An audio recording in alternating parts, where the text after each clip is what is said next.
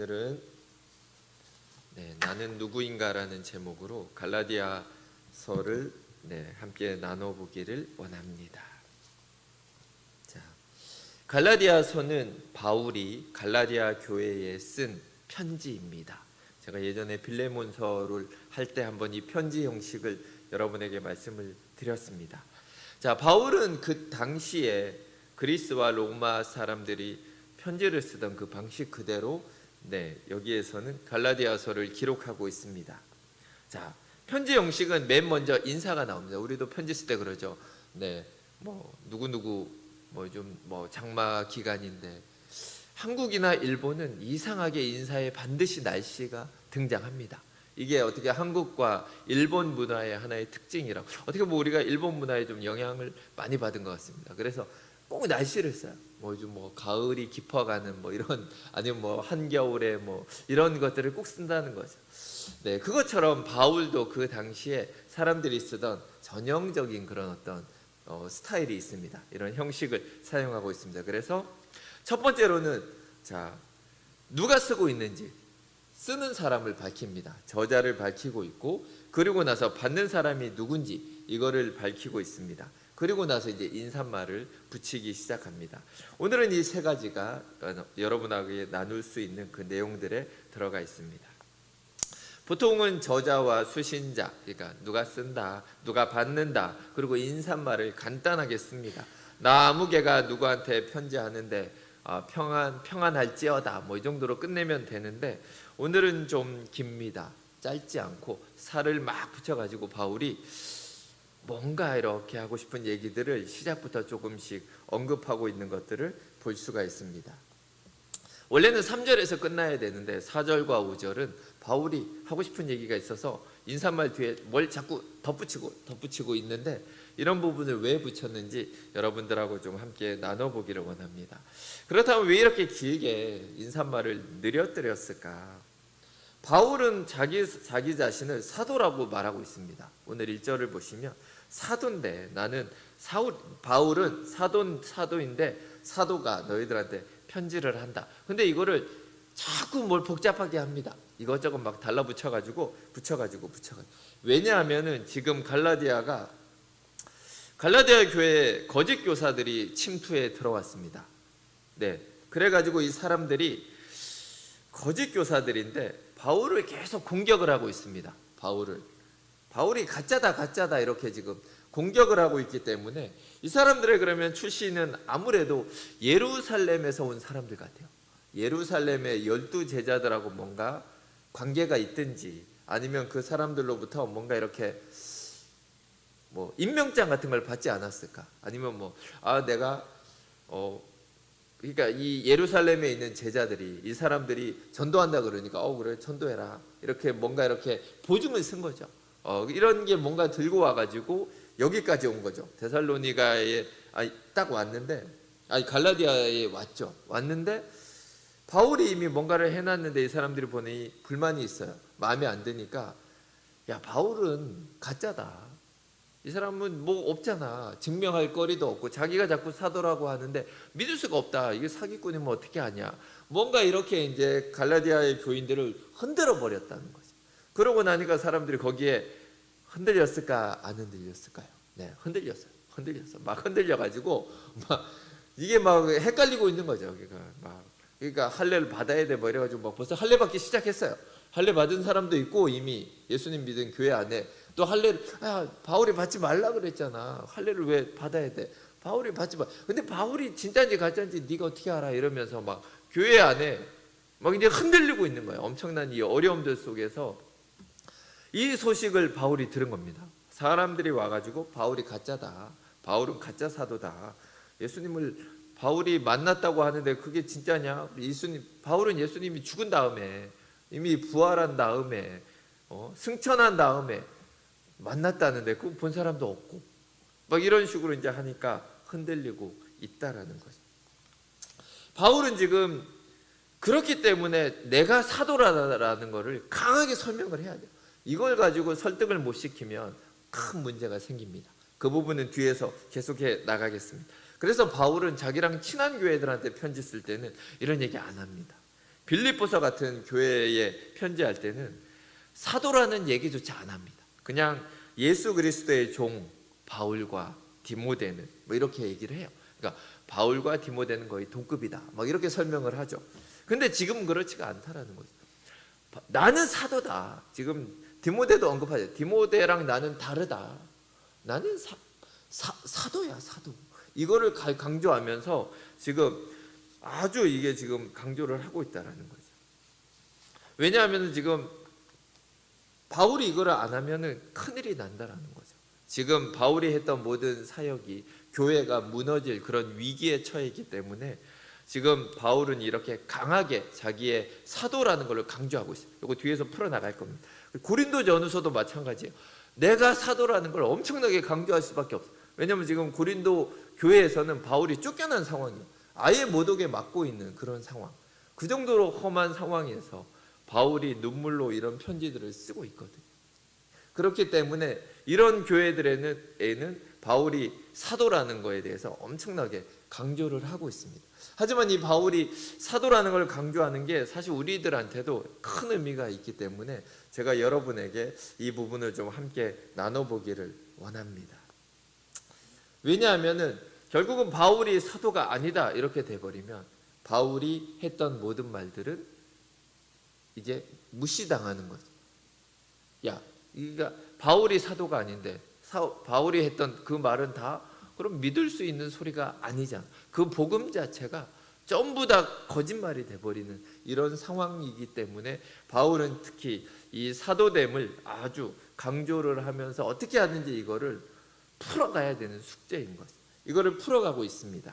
그래서 1장 1절을 보시면은 사람에게서 난 것도 아니요 사람으로 말미암은 것도 아니요 오직 예수 그리스도와 그를 죽은 자 가운데서 살리신 하나님 아버지로 말미암아 사도된 바울은 자 이제 바울은 갈라디아 교회에게 자기가 내가 사도가 어떻게 됐냐 이거를 얘기하는데 사람들로부터 난 게 아니란 거예요. 내가 사도된 거는 사람들이 나를 추천해주고 사람들이 나를 밀어주고 뭐 이렇게 너가 사도로 임명장을 주고 한 게 아니다. 이 부분을 강조를 하고 있습니다. 그렇다면 이 얘기가 뭐냐면 결국 지금 바울을 공격하고 있는 거짓 교사들은 분명 뭔가가 있어요. 사람들이 써준 증명서가 있다라는 거죠. 파송장 같은 게 들고 있는 거죠. 나는 파송장이 있어. 이러니까 갈라디아 교회가 한 방에 흔들리는 거죠. 이거 뭐 도장이 꽉 찍혀 있는 거야. 누구 도장인지 모르지만 아마 제일 힘이 셌던 거는 야고보예요. 야고보의 도장이 있으면 이거 거의 뭐 이거 장난이 아닌 거죠. 이게 총회장의 도장이라고 보시면 돼요. 그러니까 예수님의 동생 야고보가 당시 예루살렘 교회의 전체를 관할하고 있는 그런 역할을 했기 때문에 만약 그런 도장까지 찍혀 있었다 이러면 정말 이 종이 한 장은 어마어마한 권위를 가지고 있었다라는 거죠. 자, 그렇기 때문에 바울은 더욱더 이거를 설명을 해야 돼. 그래서 강조한 게 결국 내가 사도된 거는 사람으로부터 온 게 아니다. 이 얘기를 하고 있는 거예요. 왜냐하면 이거 가지고는 바울이 이길 수가 없어요. 이미 여기는 어디서 증명서, 파송장 같은 거 들고 있고 예루살렘으로부터 받아온 뭐가 있는데 바울은 그런 게 하나도 없기 때문에 이거 가지고는 안 되기 때문에 바울은 더 센 걸로 나갑니다. 이게 뭘로 하냐? 사실 바울이 나름대로 간증 가지고 막 할 수도 있습니다. 다메섹으로 가는 길에 부활하신 예수님을 만났다. 그래서 내가 눈이 안 보이고 소리는 들었었다. 그런데 아나니아라는 제자가 와서 나를 위해 기도했을 때 눈이 떠지고 그래서 뭐 세례를 받고 이랬다 막 이렇게 설명할 수 있지만 그걸로는 안 된다라는 생각이 들었는지 아니면은 그런 거 가지고는 의미가 없다. 사람들이 하는 이런 거 가지고는 의미가 없다라는 생각을 어쩌면 바울은 했을 것 같습니다. 그래서 바울은 어떻게 변호를 하냐면 나는 그리스도와 하나님 아버지로부터 이 사도직을 직접 받았다라고 지금 1절에서 쓰고 있는 것입니다. 사람이 아니고 나는 하나님이랑 연결된다. 이렇게 아주 가장 강하게 나오는 거예요. 바울의 사도직의 기원은 결국 하나님 아버지다. 이것을 강조하고 있습니다.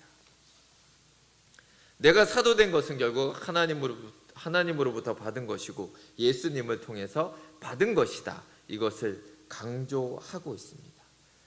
로마서에서도 바울은 이거에 대해서 이렇게 얘기하고 있습니다. 내가 사도가 된 것은 하나님의 뜻이다. 이렇게 하나님이 뜻하셨고 나를 보내신 거다. 이 부분을 계속해서 강조하고 있습니다. 그러므로 바울은 어떻게 얘기를 하냐면 나는 예수 그리스도의 사도다. 이거를 강조. 그냥 사도만을 보면은 사실 사도라는 이 단어 자체가 그냥 보냄을 받은 자라는 뜻이에요. 그러니까 교회에서 보냄 받은 사람들이 있잖아요. 선교사를 파송할 때 그런 사람들도 다 보면 교회의 사도라는 거죠. 우리 동작조원교회가 누구를 파송해서 어디 아프리카로 보냈다. 그러면 그 사람은 동작조원교회가 보낸 어떤 사도의 역할을 감당하는 거라고 볼 수 있는 거예요. 단어로 본다라는. 하지만 바울은 지금 얘기하는 게 나는 예수 그리스도의 사도다. 교회의 사도가 아니고 어떤 한 교회가 보낸 그런 사람이 아니다라는 것을 지금 강조하고 있습니다. 그럼 사도, 특히 예수 그리스도의 사도라는 것을 우리가 보기 위해서는 세 가지의 자격 요건이 있습니다. 예수 그리스도의 사도가 되기 위해서는 세 개가 있는데 뭐냐면 첫째, 예수님이 이 땅에 계실 때 같이 있었어야 돼요. 예수님이 공생애를 하실 때 같이 이 땅에서 쫓아다녔던 사람이어야 됩니다. 그리고 두 번째는 예수님의 부활을 직접 본 사람이어야 된다는 거. 부활한 예수님을 본 사람. 그리고 세 번째, 마지막으로는 예수님으로부터 직접 보내심을 받아 너희들은 가라. 이런 어떤 예수님의 직접적인 어떤 이런 임명을 받은 사람만이 그리스도의 어떤 사도가 될 수 있습니다. 그리스도의 사도. 근데 바울은 뭐가 없습니까? 이 셋 중에. 아까도 말씀드렸죠. 예수님이 이 땅에 있을 때 바울은 예수님 옆에 있던 적이 한 번도 없습니다. 왜냐하면 다른 데 있었으니까. 다소라는 다른 곳에 있었기 때문에 예수님을 만난 적이 없습니다. 그러니까 그리스도의 사도가 될 수가 없는데 지금 계속해서 이 바울은 얘기한 거. 근데 나는 그리스도의 사도가 맞아. 내가 예수님이 살아있을 때 이 땅에 같이 있지는 않았지만 나는 직접 예수님을 만났고 예수님이 나를 직접 보내셨다라는 것을 강조하면서 지금 나는 사도다라는 것을 강하게 주장을 하고 있는 것입니다. 또한 이것이 고린도후서 12장 12절에는 이렇게 얘기하고 있습니다. 나의 사도된 표, 그러니까 내가 사도된 이 표는 내가 너희 가운데서 모든 참음과 표적과 기사와 능력을 행한 것이다. 이렇게 얘기를 하고 있습니다. 이거를 보면 우리가 좀 알 수 있는 게 뭐냐면 사도들이 가진 특별한 능력이 있다라는 거죠. 우리가 성령 충만해도 능력이 나옵니다. 병을 고치기도 하고 막 은사들이 나오기도 하죠. 하지만 그게 사도들이 가진 능력과는 차이가 있다라는 것을 바울은 얘기를 하고 있는 거예요.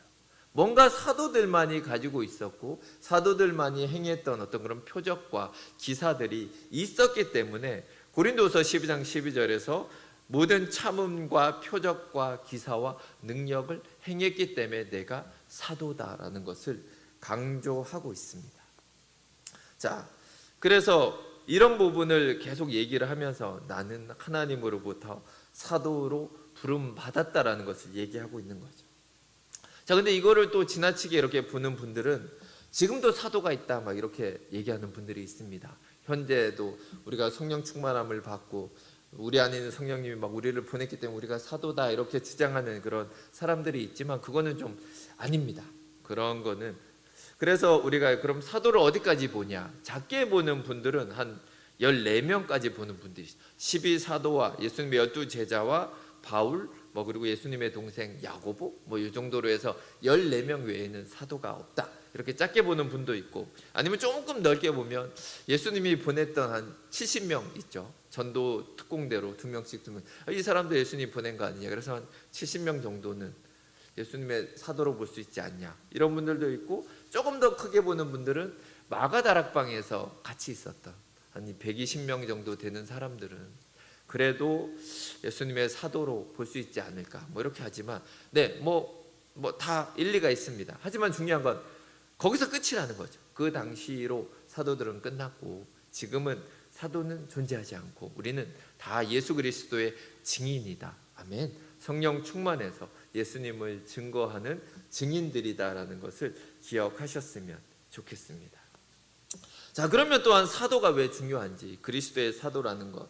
왜냐하면 이것이 전권, 예수 그리스도의 어떤 그 권리를 전임으로 받은 대사관의 역할, 대사의 역할을 한다라는 거죠. 쉽게 얘기하면 사도들의 말은 예수님이 한 말과 같다라는 그 정도의 그 영향력을 가지고 있습니다.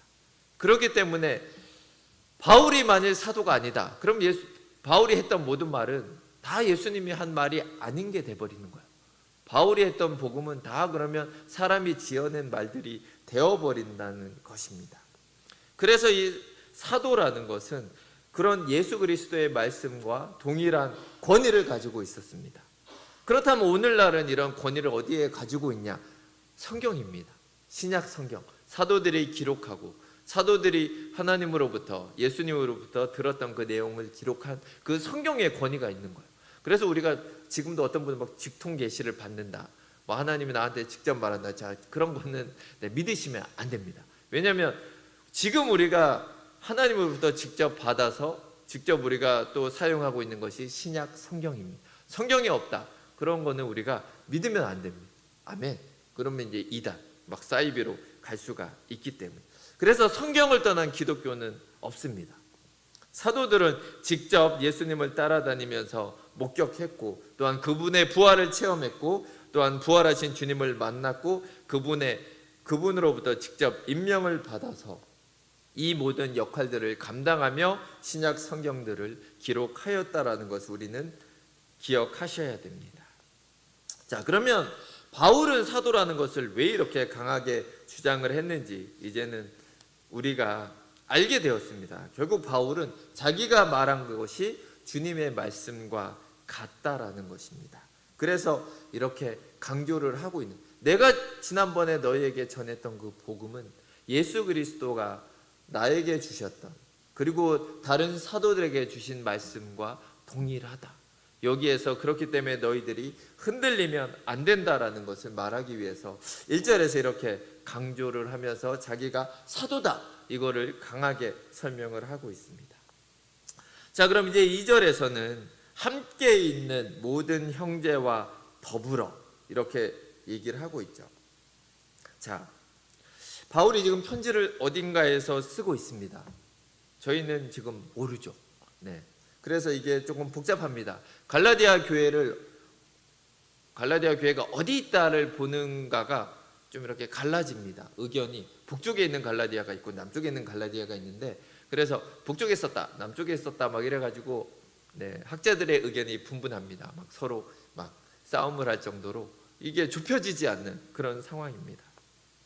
자, 그렇기 때문에 이걸 북으로 보냐 남쪽으로 보냐에 따라서 안디옥 교회가 될 수도 있습니다. 지금 바울이 쓰고 있는 곳이 안디옥 교회에서 지금 갈라디아서를 쓸 수도 있고, 아니면은 에베소 교회가 될 수도 있습니다. 에베소 교회에서 쓰고 있는지 안디옥 교회에서 쓰고 있는지 모릅니다. 우리는 정확히 알 수 없지만 당시에 이 편지를 받은 갈라디아 교회는 분명히 알고 있었다라는 것이 중요합니다. 이게 어디에서 썼냐가 중요한 게 아니라, 자, 바울은 그래서 얘기하는 게 안디옥 교회인지 아니면 에베소 교회인지 중요한 건 내 주변에 지금 교인들이 있다라는 거예요. 나의 이 말을 믿어주고 같이 내가 전했던 복음을 인정해 줄 수 있는 증인들이 지금 나와 함께 있다라는 것을 2절에서 강조하고 있는 거예요. 내가 했던 말이 거짓말이 아니다, 내가 전한 복음이 가짜가 아니다라는 것을 지금 계속해서 바울은 여기에 얘기를 하고 있는 거예요. 나와 함께 있는 이 사람들이 나의 증인이다, 내가 참 사도라는 증인이고 내가 했던 너희들에게 전한 복음이 진짜다라는 증인이다라는 것을 여기에서 강조하고 있습니다. 그리고 2절 후반절을 보시면 갈라디아 여러 교회들에게 이렇게 표현이 나오죠.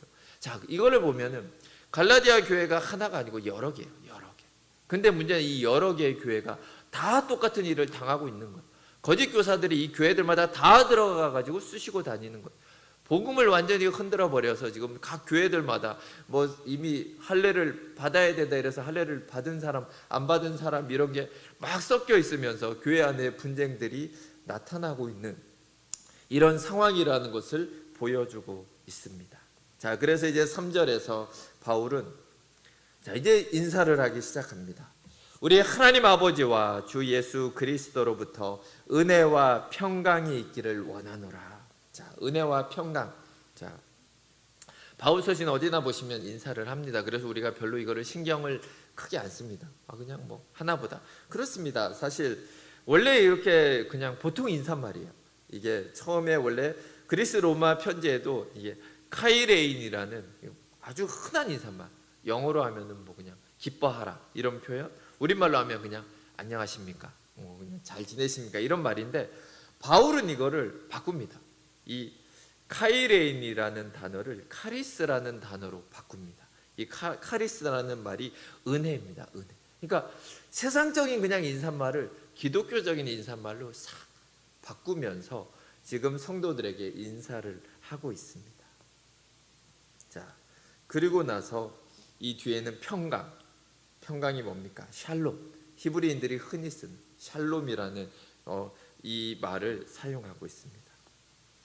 자, 바울은 그럼 왜 은혜와 평강을 기원하고 있을까? 사실 이거는 복음을 요약하면 이 두 단어가 됩니다. 네. 은혜는 결국 뭡니까? 하나님이 값없이 우리에게 베풀어 주신 사랑. 그죠? 그게 은혜입니다. 은혜. 그럼 평강은 뭐냐? 결국은 하나님과 화목해진 관계. 복음을 통해서 우리가 이제 하나님을 아버지라고 부를 수 있게 되죠. 하나님을 아빠라고 부를 수 있는 거예요. 바울은 이 표현을 씁니다. 아버지처럼 이 거리감 있는 단어가 아니라 아빠라고 이제는 부를 수 있게 됐다. 예수 그리스도 때문에. 그래서 결국은 이 은혜와 평강이 결국은 구원을 우리에게 준 은혜고, 결국 이 두 개는 구원을 우리에게 주었고, 이것이 복음을 우리 가운데 나타내고 있는 가장 중요한 두 단어라고 볼 수 있습니다.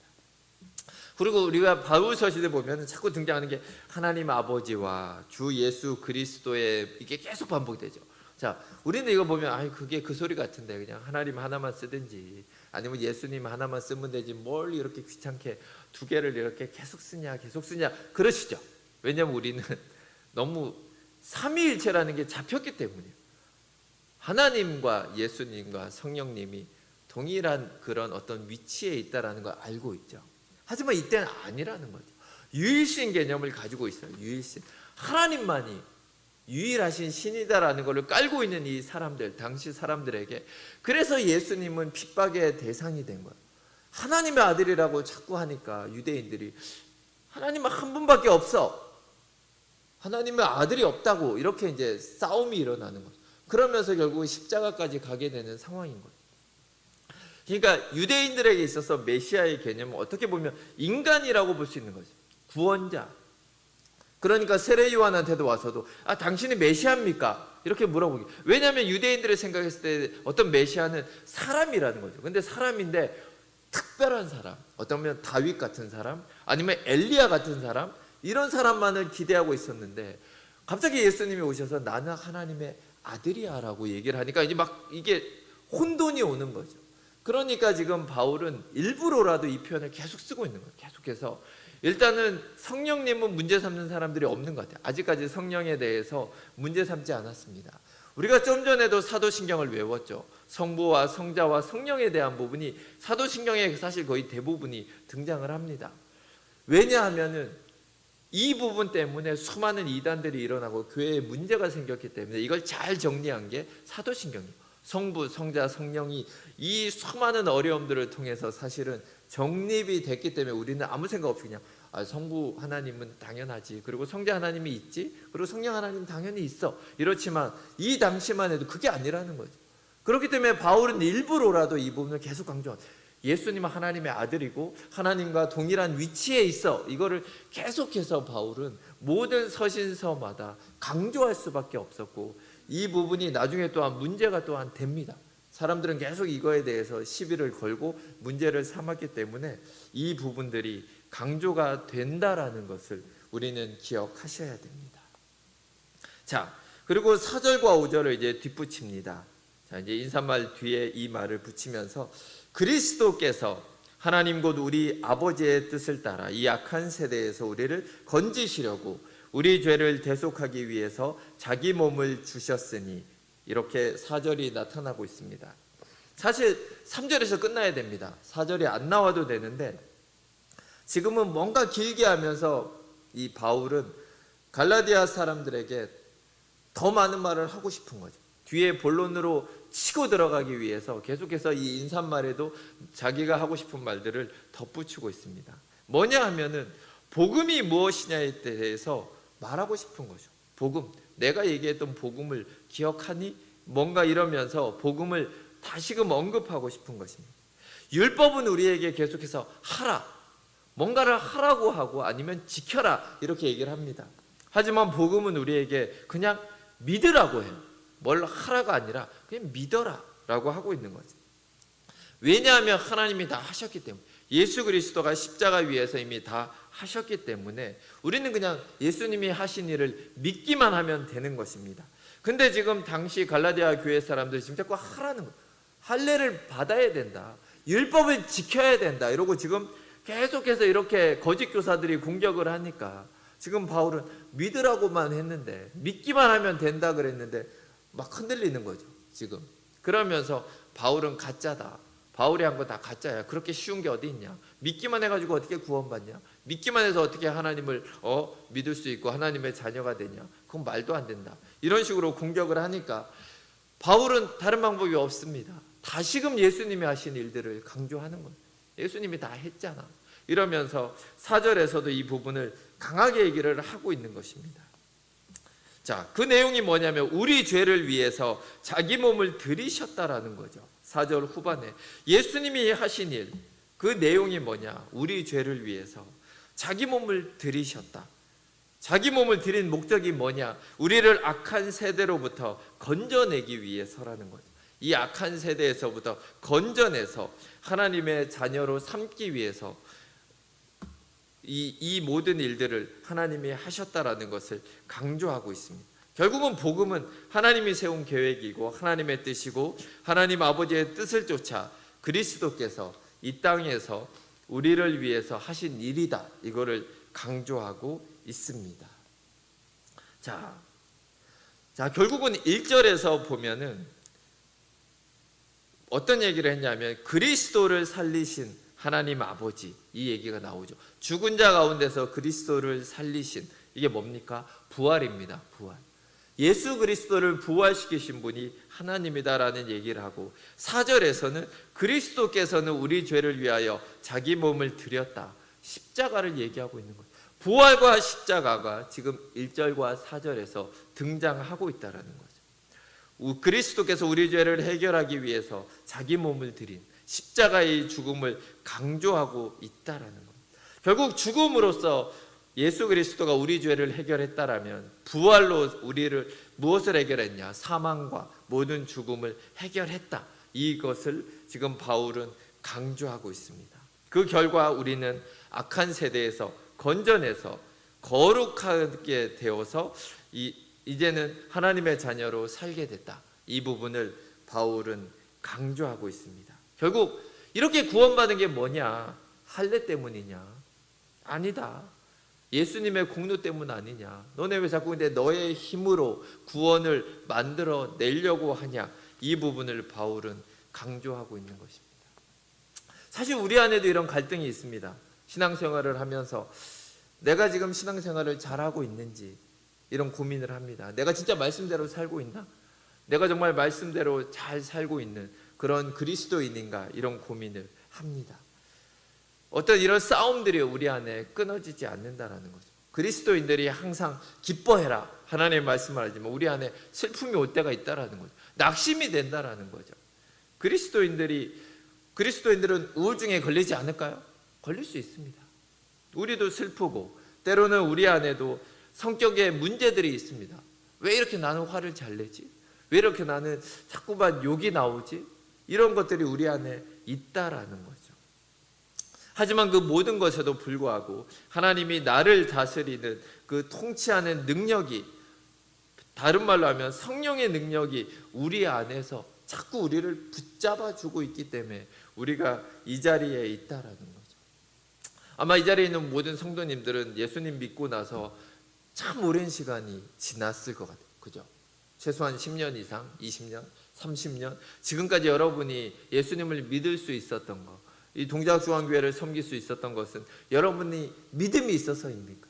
정말 내가 열심히 하나님을 찾고 매일같이 기도했고 매일같이 정말로 하나님의 말씀을 사모하면서 그렇게 열심히 암송했기 때문에 내가 30년 동안 하나님이 지금까지 잘 섬겨왔지. 그래서 내가 이렇게 집사되고 권사되고 장로가 된 거야 라고 얘기할 수 있는 분이 과연 몇 분이나 될까?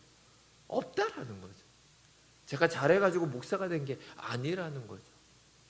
하나님의 은혜 때문에, 하나님이 우리를 붙들어 주셨기 때문에 우리가 이 자리까지 올 수가 있었던 거라는 것을 우리는 알고 있습니다. 하나님의 이런 마음 안 주셨으면 우리는 오늘 교회에도 오지 않았을 거라는 거죠. 다른 거 하고 싶은 게 많잖아. 더운데 집에서 좀 쉬고 싶다. 집에서 예배 드리면 안 될까? 이런 마음들이 우리 안에 계속 온다라는 거예요. 재밌는 드라마가 있는데 드라마를 볼까? 이런 마음들이 든다라는 거예요. 이번 주일은 어디 여행을 가고 싶은데 교회 안 가고? 그런 마음이 우리 안에 든다라는 거예요. 그런데 우리 안에 있는 무엇인가가 우리를 딱 붙들고 놓아주질 않는 거예요. 너는 내 아들이다. 너는 내 딸이다라고 붙들어주는 무언가가 우리 안에 있다라는 것입니다. 우리의 열심이 아닙니다. 결국 하나님의 은혜로 우리는 이 자리에서 계속 하나님을 섬기고 있는 것이라는 것입니다. 자, 우리가 맡은 직분도 마찬가지입니다. 이게 내가 열심히 해서 봉사 많이 해서 교회 예배 잘 빠지지 않아서 여러분은 집사님이 되셨고 권사님이 되셨고 안수 집사님 장로님이 되신 겁니까? 그렇게 생각하면 이제 문제가 많아집니다. 물론 우리는 위임 투표 같은 걸 하죠. 그죠? 이게 투표를 통해서 얼마를 받아야지 안수 집사가 되고 권사가 되고 하는 게 있습니다. 하지만 그렇다고 그게 사람이 뽑은 거냐? 그렇다면 우리는 그 위에 계신 하나님을 인정하지 않는 거죠. 그 위에서 우리의 모든 걸 주관하고 계시는 하나님 아버지를 우리는 무시하고 우리는 이거 내가 뽑았잖아. 저 사람 내가 뽑은 건데 내가 권사로 뽑아준 거지. 내 표야. 우리가 무슨 대통령 선거하듯이 이런 마음을 가지고 있다라면 큰 문제가 아마 생길 것입니다. 은혜에서부터 벗어나게 된다라는 것. 그렇게 본다라면 내가 맡은 직분이 하나님이 주신 거다. 그럼 우리는 뭡니까? 은퇴가 없습니다. 그죠? 우리 은퇴 권사님, 은퇴 장로님, 은퇴가 없습니다. 우리는 은퇴해도 똑같이 하나님 앞에 우리는 섬겨야 되죠. 만일 바울이 감옥에 들어갔으니까 이제 감옥에 갇혔으니까 너는 더 이상 복음을 전할 수 없구나. 자, 이제 너는 오늘부로 끝이다. 오늘부터 사도 끝. 바울은 이제 평신도로 돌아간다. 이랬으면 우리 하나님이 그렇게 하셨을까요? 감옥에 있으니까 너 아무것도 못하니까 이제 너 이제 힘도 없고 넌 이제 아무것도 아니야. 우리 하나님은 그렇게 하지 않는다는 거죠. 하나님 우리에게 주신 이 직분들, 집사, 권사, 장로, 이런 것들이 하나님이 주셨다라는 걸 기억해야 됩니다. 그렇다면 하나님이 우리를 부르시는 그날까지 계속 이 직분에 감사하면서 우리가 할 수 있는 것들을 하면 돼요. 비교하지도 말고 왜 나는 권사가 안 되지? 이게 아니라 집사로서 계속 주님 부르시는 그날까지 섬기는 거죠. 차이가 없잖아요. 집사라고 못하는 거 있는 것도 아니고 권사는 더 많이 하나? 아니죠. 다 똑같이 사실 우리가 맡겨진 그 부분에서 교회를 섬기는 거 아닙니까? 은퇴해도 계속 우린 여전히 어떻게 되는 몸된 교회를 위해서 섬기고 헌신하고 하는 것들. 자, 이것은 우리의 영광입니다. 집사의 영광이 있고 권사의 영광이 있고 장로의 영광이 있고 하나님의 눈에서 볼 때는 다 똑같다는 거예요. 차별이 없어요. 근데 우리는 자꾸 세상적으로 보니까 뭔가 차이가 있지 않나 이런 생각하지만 목사든지 여러분이든지 거기서 거기라는 거예요. 하나님이 보실 때는 똑같고 중요한 거는 맡겨진 그 역할들을 주님 부르시는 그날까지 잘 감당하면서 갈 수 있냐라는 거예요.